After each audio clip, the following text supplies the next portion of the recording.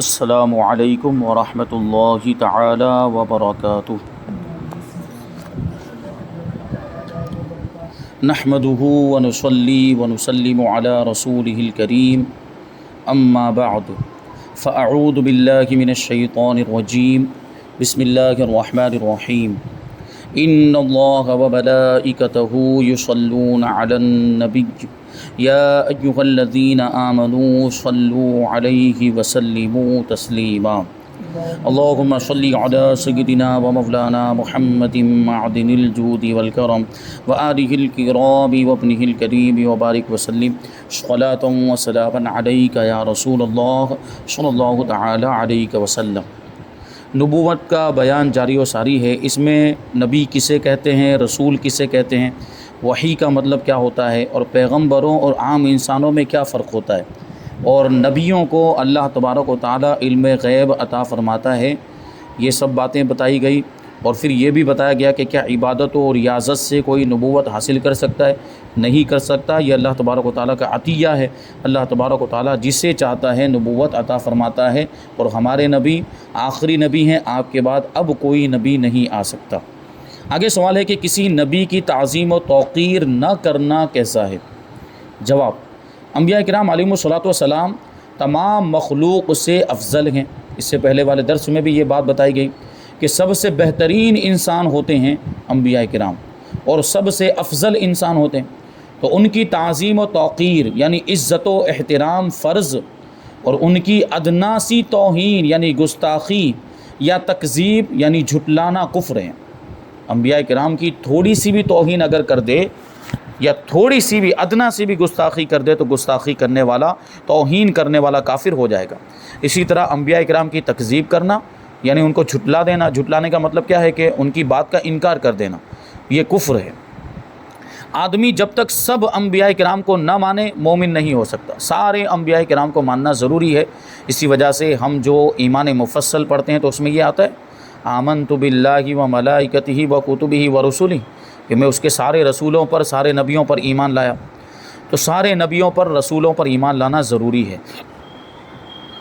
شیطان اللہ پاک کے پیارے نبی آدم علیہ السلام کی بے ادبی اور گستاخی کرنے کی وجہ سے ملعون قرار دیا گیا، کہ شیطان کو حضرت آدم علیہ السلام کو سجدہ کرنے کا حکم دیا تھا، سارے فرشتوں کو بھی حکم دیا تھا، لیکن شیطان نے یہ کہہ کر انکار کر دیا کہ میں آدم کو سجدہ کیوں کروں، کہ تو نے مجھے آگ سے پیدا کیا ہے اور آدم کو مٹی سے پیدا کیا۔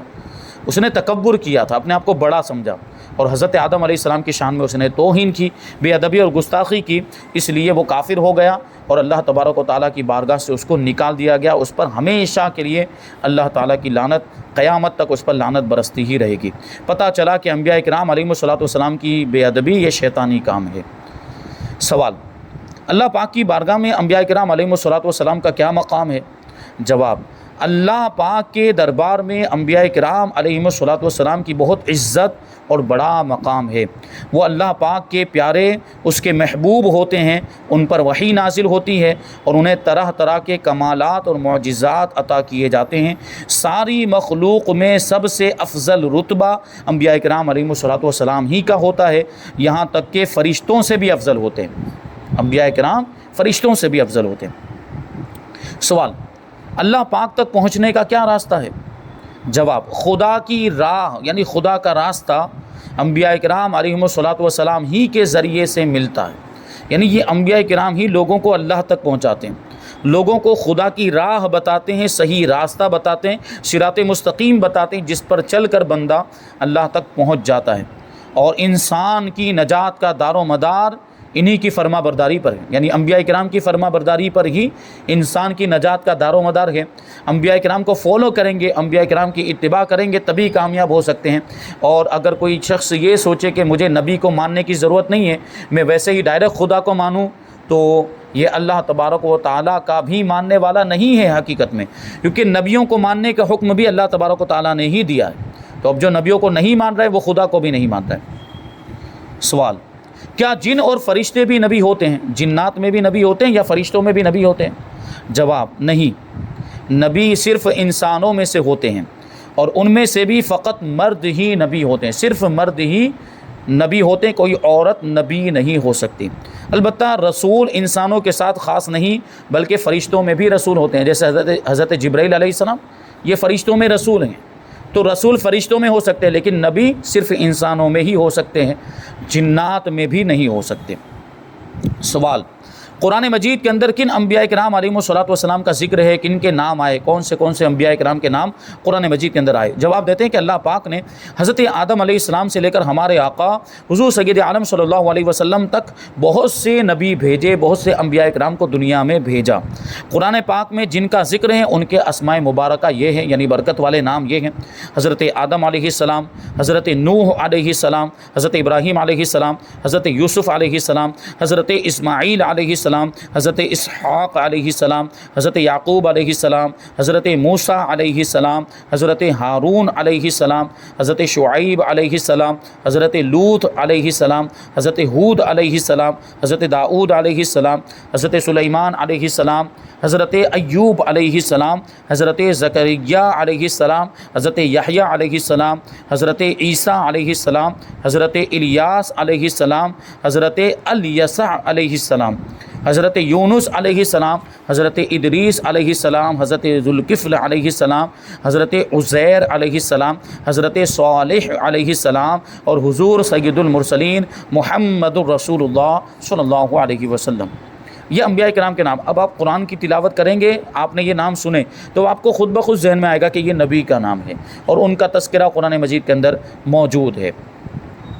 آگے سوال ہے کہ کیا غیر نبی کے پاس بھی وحی آتی؟ کیونکہ اس سے پہلے ہم نے ابھی ایک سوال کے جواب میں یہ بات شامل کی تھی کہ وحی جو ہے وہ نبی کے پاس آتی ہے۔ اللہ تبارک و تعالیٰ جو اپنے نبیوں سے کلام فرماتا ہے اسی کو وحی کہا جاتا ہے، تو غیر نبی کے لیے نہیں ہو سکتی یہ وحی۔ اسی لیے کہتے ہیں جواب میں کہ وحی نبوت غیر نبی کے پاس نہیں آتی۔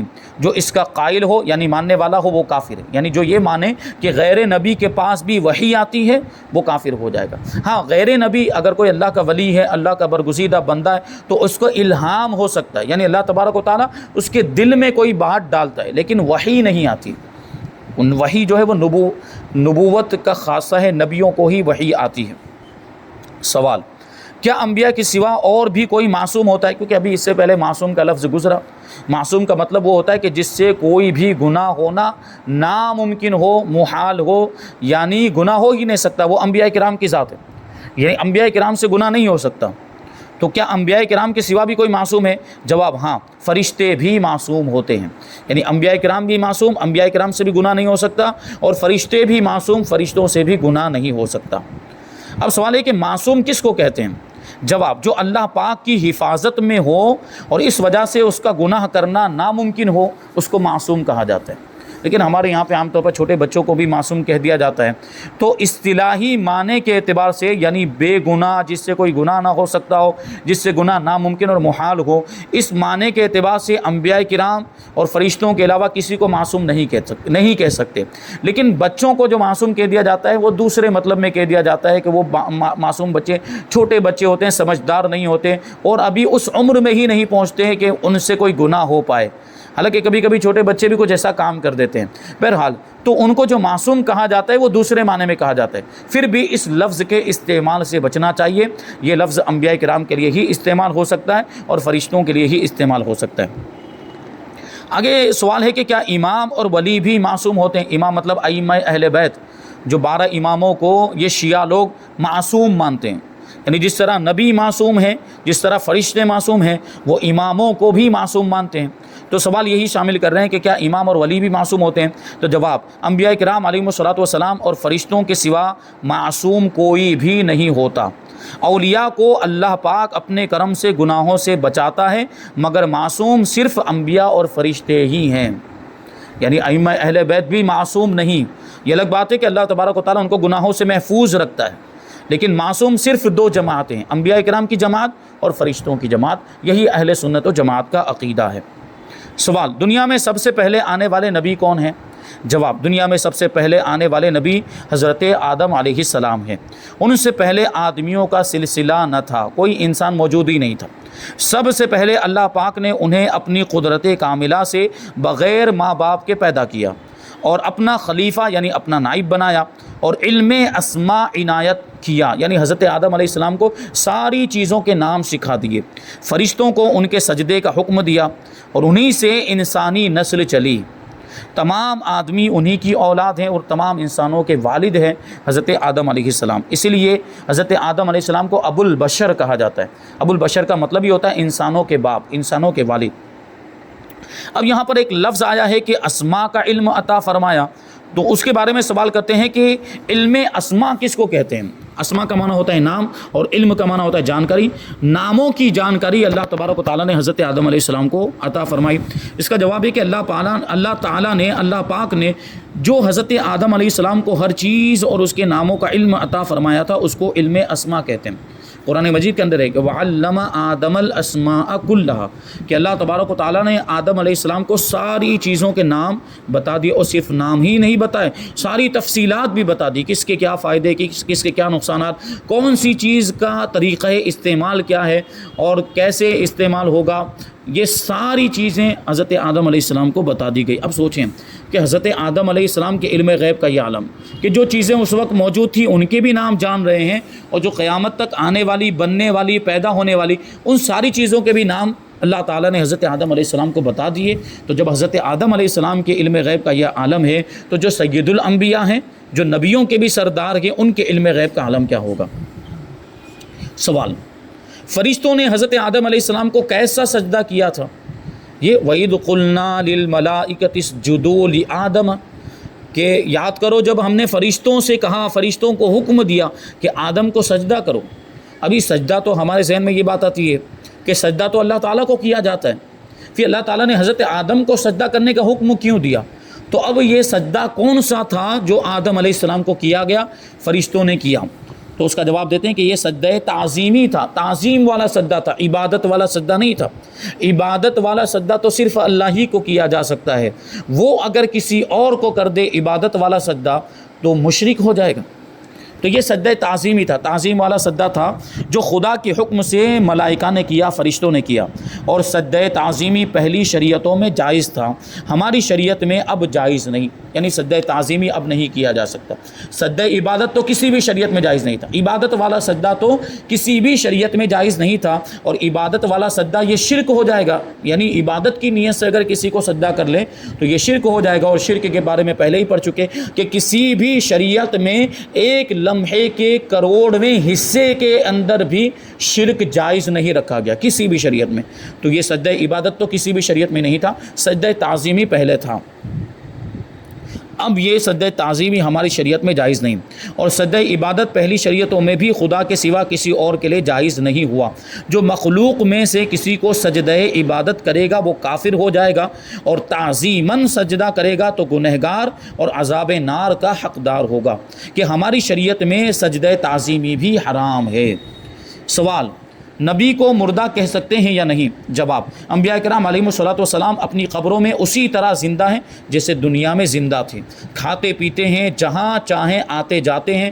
تصدیق وعدہ الہیہ، یعنی اللہ تعالیٰ نے وعدہ فرمایا ہے کہ ہر ذی روح کو، ہر جاندار کو موت کا مزہ چکھنا ہے، تو اس وعدہ الہیہ کے لیے ایک آن کو ان پر موت طاری ہوئی، پھر وہ بدستور زندہ ہو گئے، پہلے کی طرح زندہ ہو گئے۔ ان کی حیات شہداء سے بہت عرفہ و اعلیٰ ہے، یعنی شہیدوں کو قرآن مجید کے اندر زندہ فرمایا گیا کہ شہیدوں کو مردہ مت کہو، وہ زندہ ہے۔ انبیاء کرام کی حیات اور زندگی تو شہیدوں سے بھی بڑھ کر ہے، تو ان کی زندگی کا عالم کیا ہوگا؟ تو جو انہیں مردہ کہے وہ گمراہ بددین ہے، شیطان کے راستے پر چلنے والا ہے، اس کے تو سائے سے بھی دور رہنا چاہیے۔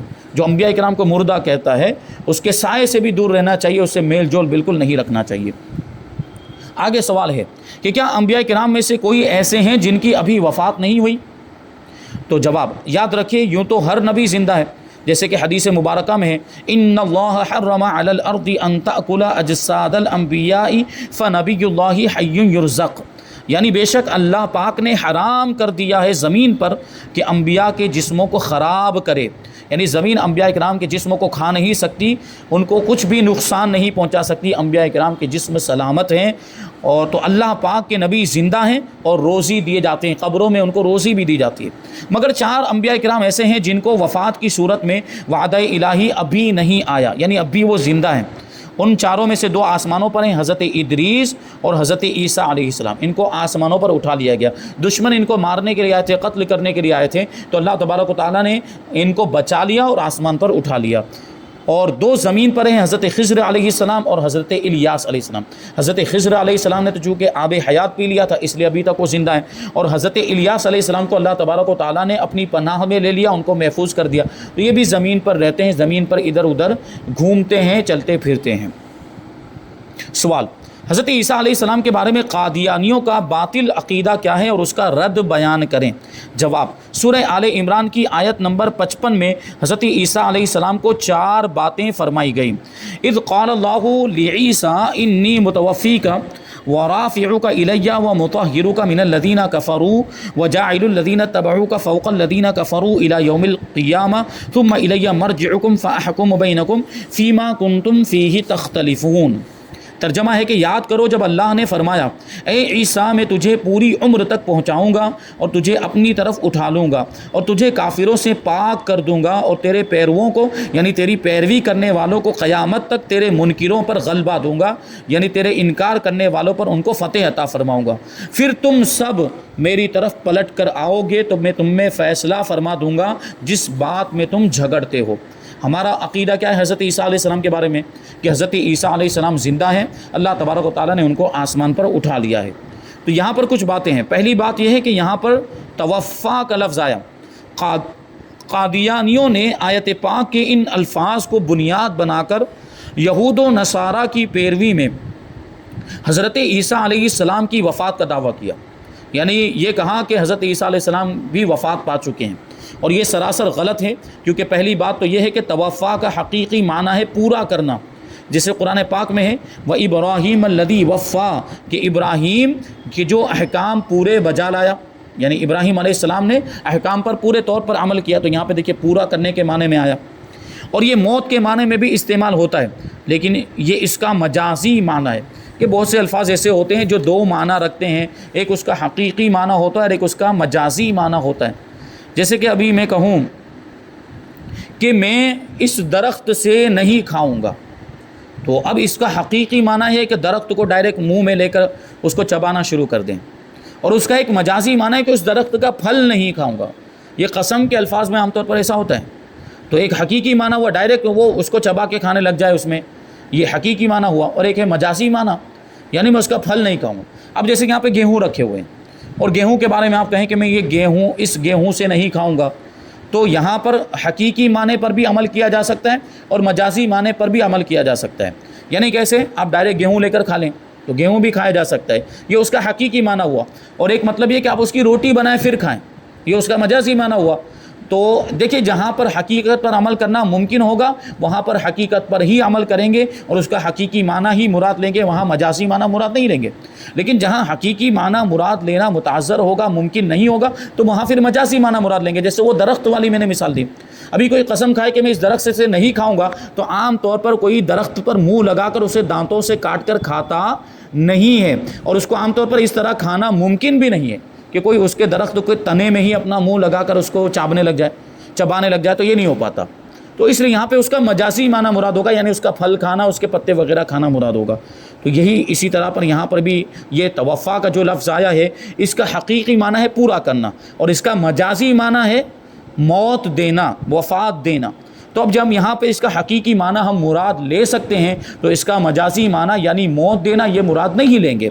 اسی کو یہاں پہ بیان کرتے ہیں کہ جب تک کوئی واضح قرینہ موجود نہ ہو اس وقت تک لفظ کا حقیقی معنی چھوڑ کر مجازی معنی مراد نہیں لیا جا سکتا، اور یہاں کوئی ایسا قرینہ موجود نہیں کہ توفا کا معنی موت کیا جائے، بلکہ اس کا حقیقی معنی مراد لینے پر واضح قرائن بھی موجود، واضح دلیلیں بھی موجود ہیں، اور وہ قرائن احادیث مبارکہ ہیں جن میں یہ بیان کیا گیا ہے کہ حضرت عیسیٰ علیہ السلام زندہ آسمان پر اٹھا لیے گئے اور قرب قیامت میں واپس تشریف لائیں گے۔ لہٰذا اس آیت سے حضرت عیسیٰ علیہ السلام کی وفات ثابت نہیں ہوتی۔ بالفرض اگر توفیٰ کا معنی وفات دینا ہی ہے تو اس سے یہ کہاں ثابت ہوا کہ حضرت عیسیٰ علیہ السلام وفات پا چکے؟ صرف یہ فرمایا گیا ہے کہ اے عیسیٰ میں تجھے وفات دوں گا، یہ نہیں فرمایا جا رہا ہے کہ وفات دے دی۔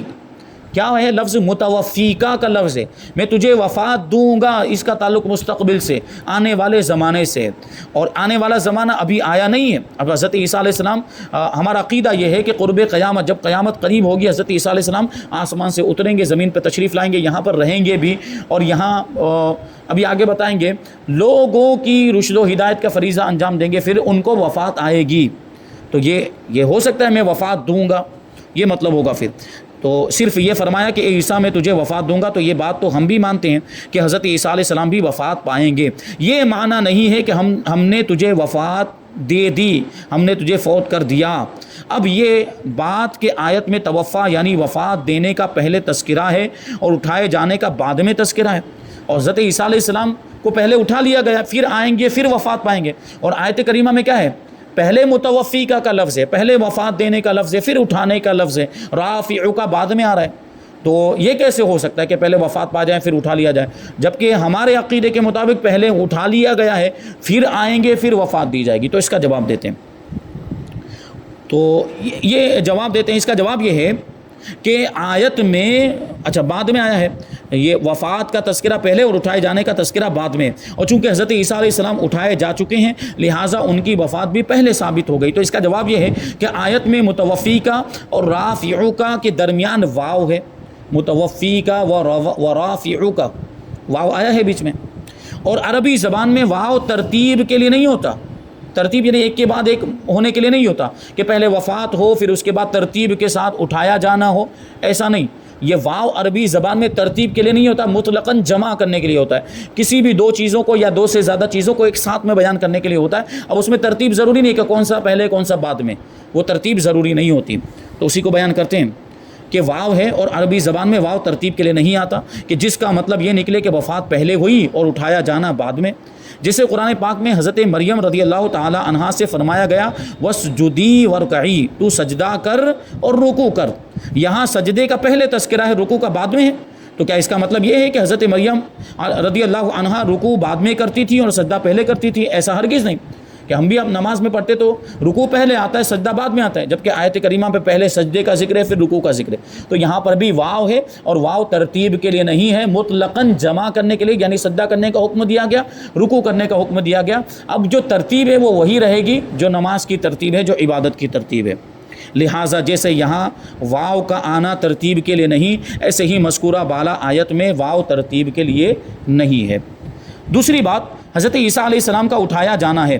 فرمایا گیا ہے کہ ہم تمہیں بغیر موت کے اٹھا کر آسمان پر عزت کی جگہ اور فرشتوں کی جائے قرار میں پہنچا دیں گے، جہاں پر فرشتے رہتے ہیں وہاں پر پہنچا دیں گے۔ رسول اکرم صلی اللہ علیہ وسلم نے فرمایا کہ حضرت عیسیٰ علیہ السلام میری امت پر خلیفہ ہو کر نازل ہوں گے قیامت کے قریب، اور صلیب کو توڑیں گے۔ صلیب مطلب وہ کراس جو عیسائیوں کا مذہبی نشان ہے، اس کو توڑیں گے، خنزیر کو قتل کریں گے کیونکہ خنزیر ناپاک ہے، 40 سال تک رہیں گے، نکاح بھی فرمائیں گے، اولاد بھی ہوگی، اور پھر آپ کا وصال ہوگا۔ وہ امت کے لیے، وہ امت کیسے ہلاک ہو جس کا اول میں ہوں اور آخر حضرت عیسیٰ علیہ السلام، اور وسط میں یعنی درمیان میں میرے اہل بیت میں سے مہدی رضی اللہ تعالیٰ عنہ، حضرت امام مہدی رضی اللہ تعالیٰ عنہ۔ مسلم شریف کی حدیث میں کہ حضرت عیسیٰ علیہ السلام مینارہ شرقی دمشق پر نازل ہوں گے، یعنی دمشق کی جامع مسجد، اس کا مشرقی مینارہ آج بھی وہ مینارہ موجود ہے، یعنی دمشق مسجد جامع جو ہے دمشق کے اندر، اس کا مشرقی، یعنی وہاں پہنچ کر ہم ایسٹ کی جانب دیکھیں تو مشرق میں جو مینارہ واقع ہے اسی مینارے پر اتریں گے حضرت عیسیٰ علیہ السلام۔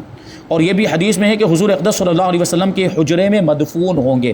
وہاں پر ایک جگہ آج بھی موجود ہے، حضرت عیسیٰ علیہ السلام وفات پانے کے بعد حضور پاک صلی اللہ علیہ وسلم کے بغل میں حضرت ابوبکر صدیق، ان کے بغل میں حضرت فاروق اعظم، ان کے بغل میں حضرت عیسیٰ علیہ السلام مدفون ہوں گے، یہ ایک روایت میں آیا ہے۔ تیسری بات کہ کفار سے نجات دلاؤں گا، اس طرح کے کفار کے نرغے سے تمہیں بچا لوں گا اور وہ تمہیں سولی نہ دے سکیں گے، حضرت عیسیٰ علیہ السلام سے یہ وعدہ فرمایا اللہ تعالیٰ نے۔ چوتھی بات، ماننے والوں کو منکرین پر غلبہ دینا، یعنی جو حضرت عیسیٰ علیہ السلام کے ماننے والے ہوں گے وہ انکار کرنے والوں پر غالب آ جائیں گے، انہیں فتح حاصل ہوگی، وہ جیت جائیں گے۔ اس سے مراد نہ یہودی ہیں کیونکہ وہ تو ویسے ہی حضرت عیسیٰ علیہ السلام کے دشمن ہیں، اور نہ عیسائی ہیں کیونکہ وہ انہیں خدا مانتے ہیں۔ تو یہ ماننا تو بدترین قسم کا ماننا ہے کہ حضرت عیسیٰ علیہ السلام فرمائیں کہ اللہ کے سوا کسی کو معبود نہ مانو، اور یہ کہیں نہیں ہم تو آپ کو بھی معبود مانیں گے، تو یہ ماننا کیسا ہوا؟ حضرت عیسیٰ علیہ السلام کے ماننے والوں سے مراد ہیں ان کو صحیح طور پر ماننے والے، اور صحیح ماننے والے یقیناً صرف مسلمان ہیں، کیونکہ یہود تو حضرت عیسیٰ علیہ السلام کے دشمن ہیں اور نصارہ حضرت عیسیٰ علیہ السلام کو خدا مانتے ہیں، تو دونوں حقیقت میں حضرت عیسیٰ علیہ السلام کے ماننے والے ہے ہی نہیں، حضرت عیسیٰ علیہ السلام کو صحیح طور پر مسلمان ہی مانتے ہیں۔ تو یہاں پر یہ نبوت کا بیان چوتھا سبق مکمل ہوا۔ پانچواں سبق یہاں سے شروع ہوگا جس میں امام الانبیاء، نبیوں کے امام یعنی ہمارے آقا حضور رحمت عالم صلی اللہ علیہ وسلم کے تعلق سے کچھ ضروری باتیں اور کچھ عقیدے بیان کیے جائیں گے۔ اللہ تبارک و تعالیٰ کی بارگاہ میں دعا ہے کہ جو کچھ بھی بیان ہوا اس پر ہم سب کو عمل کرنے کی توفیق عطا فرمائے۔ وما علینا الا البلاغ۔ السلام علیکم۔